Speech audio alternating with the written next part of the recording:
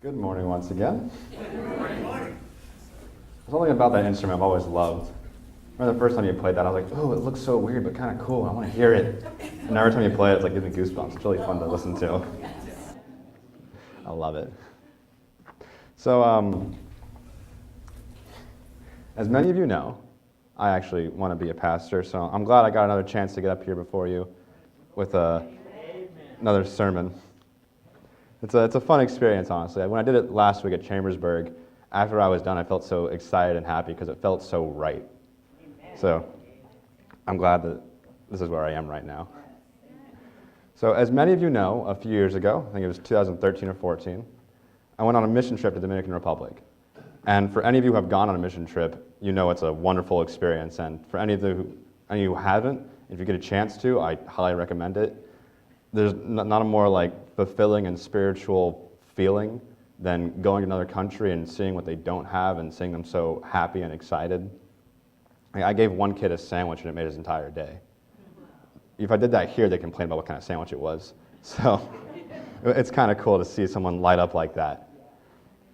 And while we were there, one of the speakers, actually the speaker we had there, tasked us, by the way, for those of you who want to follow along, I will be in John chapter 9 most of the time.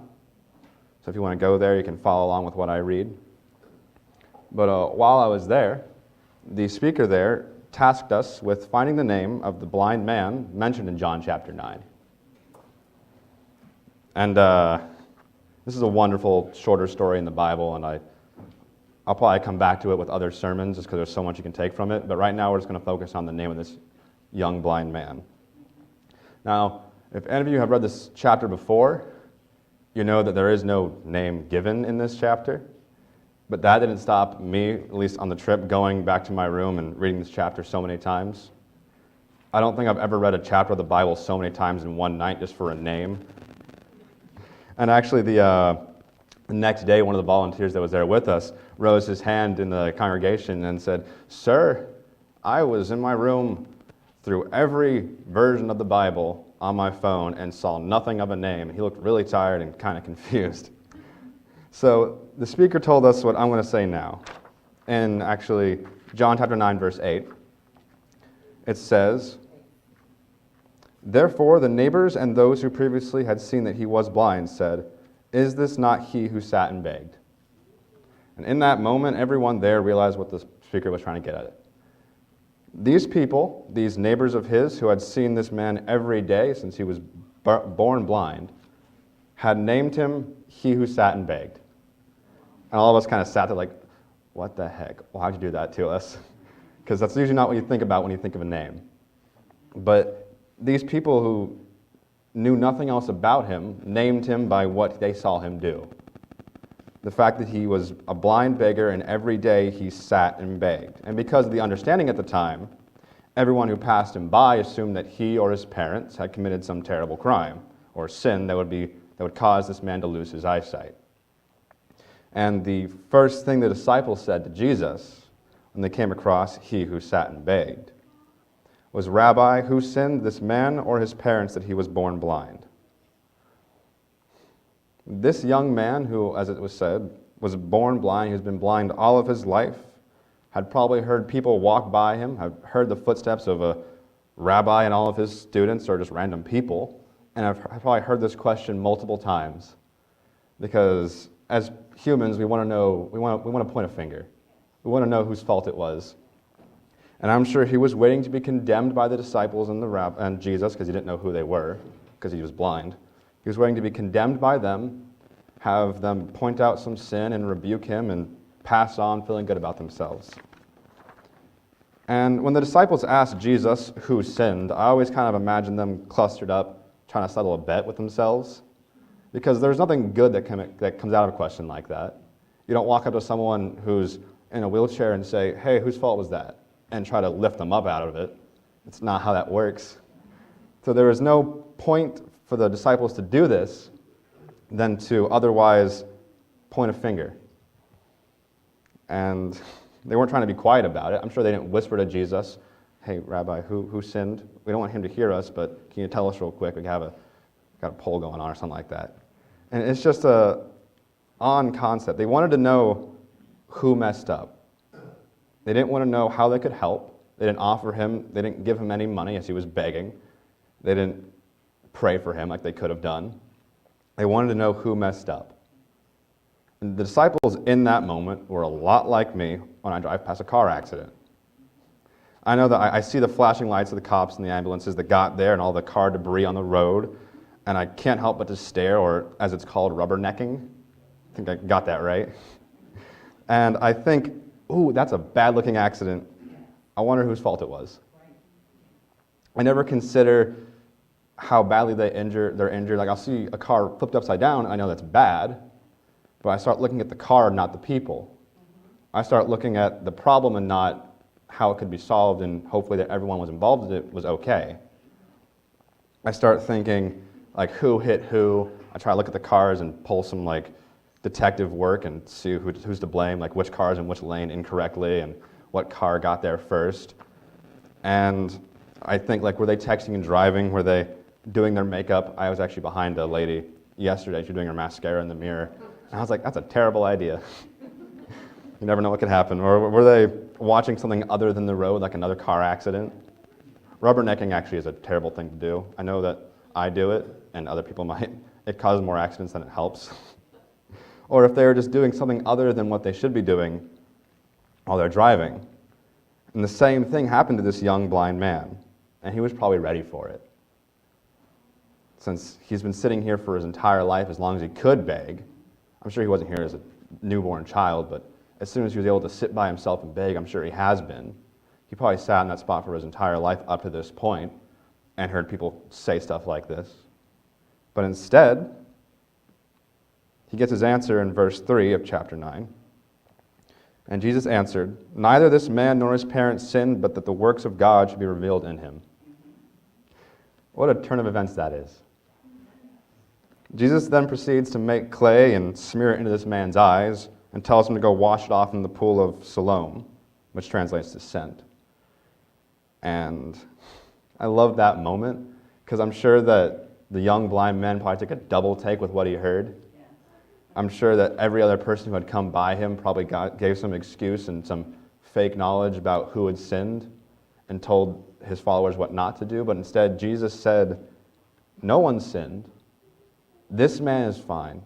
His parents were not in the wrong, but the fact that he is blind is says God has a plan for him, and I'm about to show you it right now. He took this man's giant inconvenience and made it into the hugest blessing. And if the story ended right there, I would already consider this man a defining character of faith in the Bible.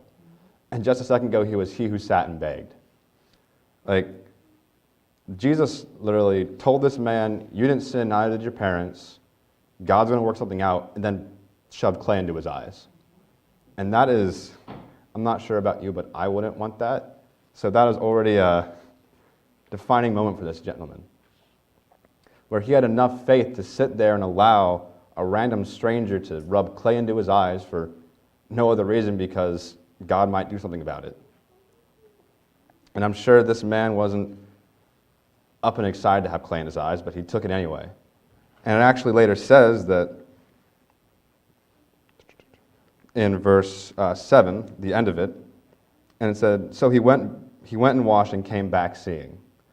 So Jesus didn't spit in the ground, make clay, put it in his eyes, and tell him, wash off and you'll go see. He told him, go wash it off, and didn't say what would happen. So this man already had the faith to do that, to blindly stumble his way to this pool, wash his eyes off, and then his eyes were opened. And I call this man a defining character of faith because oftentimes when we think of characters in the Bible that are a defining character of faith, we think of the big ones who prophesied to the king of Babylon and stuff like that. The bigger people, like all the disciples and everyone else who was big.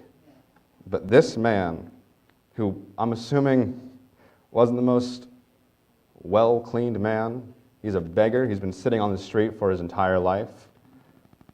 I'm sure that he could have had better-looking hair or smelled better maybe. But in this moment, the inward appearance of this man mattered so much more than what he looked like on the outside. It was not the right of the disciples to look at this man, point a finger, and judge him. It was the right of the disciples to ask Jesus instead of what they should have asked. They should have asked him, what can we do for this? How can we help? And Jesus then showed them how to help. The Pharisees, who are later mentioned in this story, were probably the pinnacle of what a proper Jew should look like at the time. They had their beautiful white robes and their really decorated chest plates, all the stones on them. I'm sure their outfits were beautiful. And yet their faith, which is oftentimes mentioned, was nothing compared to this once blind beggar. I'm sure if Jesus spat in their eye, or spat in the dirt, made clay, and put it in their eyes, they'd probably blame him for something else. Call it a sin. They're really good at that. And after this miracle of having his sight restored, the young man is then taken to the Jews, taken to the Pharisees, and questioned as if having your sight restored is some kind of crime. I'm sure he was terribly confused because he probably wanted to rejoice that his eyesight was restored, thank Jesus, but instead he was pulled aside to be questioned and blamed for something. And as we know, the Jews and the Pharisees always had it out for Jesus. They were already mad at him in that moment because it was the Sabbath on which he made the clay. They wanted to. They took a wonderful miracle of having your eyesight restored and making clay on the Sabbath, and decided that the miracle wasn't worth it and that clay was a bad thing, and kind of just went with that. And I can't imagine holding those two things in my hand and choosing something so minute and saying the miracle was kind of cool, but we don't want clay today. It's just that it's so odd what the Pharisees do. Like how they got mad at the disciples for making wheat on the Sabbath because they needed it. The Pharisees were weird. It's just, that's what I would say. And this young man, who sat and begged, had no idea what was going on besides that he was once blind and now he's not. He was so confused that to the point where in verse 27 of chapter 9, he actually says, why do you want to hear it again in reference to him being healed? Do you want to become his disciples? Talking to the Pharisees in this moment. This young man is the pinnacle of Christian faith. He was healed probably like a few minutes ago in this story, and he's already trying to witness to Christ's biggest enemies. And he wasn't even aware that it was the Son of God who healed him, because I believe in verse 35, it says that Jesus heard that they had cast him out, and when he had found him, he said to him, do you believe in the Son of God? He answered and said, who is he, Lord, that I may believe in him? So he had no idea that this was Jesus who healed him. He just took the moment he had and knew it was from God and became this titan of faith in the moment. He believed in everything God would show him, everything Jesus would show him, just off of this one moment. And the Pharisees and the neighbors who had always been around him had chances to see so many other miracles. I believe in the timeline of Bible events, the feeding of the 5,000 already happened, and seeing that would probably be really impressive, to take bread and fish and feed 5,000 people with it. And they could have had this transformation, even if it didn't happen directly to them, and yet they chose not to. And this young blind man, he looked like a bum. He was literally a bum in the purest fashion. He had no ambition in his life. He sat and begged. That was his duty to himself, I guess. It was kind of his profession. He was identified as that. He had been put down and mocked his entire life. He or his parents were called sinners, and yet he had more faith than anyone else around him. These people who saw him be healed, saw this young man who had never seen before, saw him be healed and said, who's that kid again? That was he who sat and begged, right? I'm sure he had a name. No one cared to know it. It's not mentioned anywhere in this verse, or this chapter. Even when they come to his parents, no one actually gives him a name. So, how are we known? The reason I made this sermon into a question, and I want to do that from now on, just so when you guys leave here, you'll be able to remember the question and think about it. So instead of it being a statement where I'm telling you what something is, I'm asking you to reflect upon the sermon. And hopefully I'll remember to do this for later sermons, so it's kind of a theme. But what does God see when he looks into you? What did God see in this man when he looked at his heart? When he looked past the blindness and the dusty roads and the dirty feet and the messy hair and the tattered robes? Does my character measure up to the faith I'm trying to preach? As the Pharisees did their character measure up to what they would say in the synagogues every week? What they would yell and preach and have dramatic prayers of repetition and drop a bunch of little gold bits into the offering plate? And are the words I say a testament to what God has done for me? Because this blind man could have gone away from there and thought, this was me. I healed myself. He put the clay in my eyes, but I did all the work after that. I sat through my time and suffered for it. I deserve this. This isn't God. This is God. This is me proving myself. This isn't God handing me my sight. This is me taking it from him. But instead, he decided to glorify God as we all should. This man, he who sat and begged, had it down, had faith down. He was healed by his faith. Jesus saw his faith and healed him because of it. Jesus knew this man as a man who would follow him, not only because he physically healed his eyes, but because he spiritually healed the eyes that could see. Because if Jesus knew that healing this man would do nothing for him besides heal him, he wouldn't have done it. For he does what he knows will help glorify God. And this chapter wraps up with what Jesus saying to the Pharisees in chapter 41, or verse 41. I always flip that. If you were blind, you would have no sin, but now you say, we see, therefore your sins remain. There's a reason I titled this sermon, How Are We Known, instead of How Are We Seen? Because obviously in this moment, in any moment, eyesight doesn't matter, because the vision God offers looks into the heart of men and women. He not only sees you as a person, he knows you as a Christian. He knows your faith and sees you and loves you because of it. And whenever I talk about blindness, I always think of Amazing Grace, which is why I chose it for the closing hymn. It's probably my favorite song. There's a movie that tells the history of it that's also beautiful and makes me cry a little bit. And as everyone knows, that song says, I was blind, but now I see. And John Newton, the writer of Amazing Grace, or the composer, I guess, went blind in his old age. He started to lose his sight. But in those last years of his life, he had never seen God so clearly. He knew the effect of Jesus, and he loved him because of it. So in both of these instances, one man had his sight restored and loved Christ because of it, and one man had his sight taken away from him and loved Christ because of it. God is not afraid to work in any infirmity.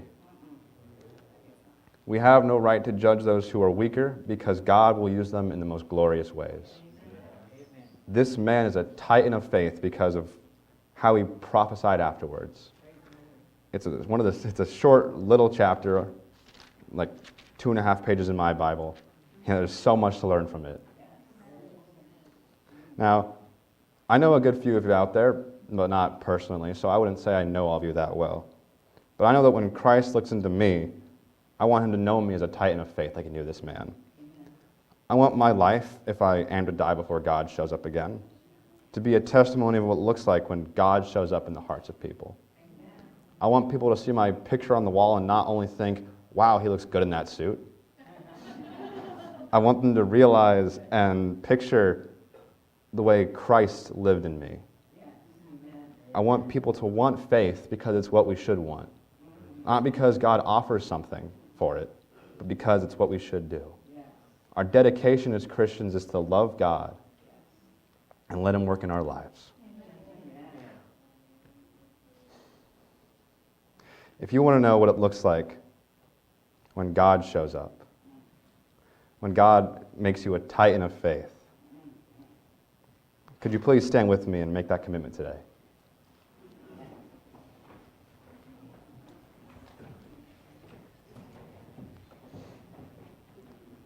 I've always loved this church. It's because even if this was my first day preaching here, my first day ever being here, this would be a wonderful impression. To see every person standing is a blessing. Is that a standing congregation is what it looks like when God shows up in the lives of people.